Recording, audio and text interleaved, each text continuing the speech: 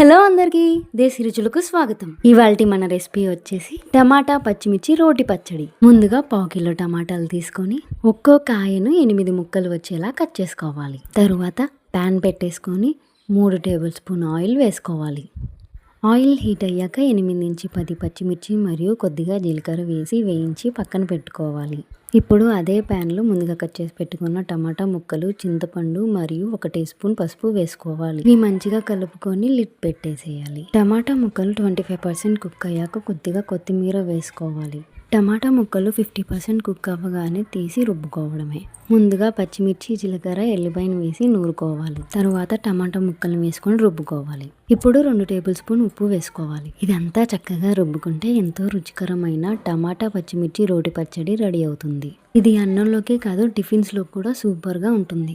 మీరు మా వీడియోని మొదటిసారి చూస్తున్నట్లయితే లైక్ చేసి, సబ్స్క్రైబ్ చేసి పక్కనున్న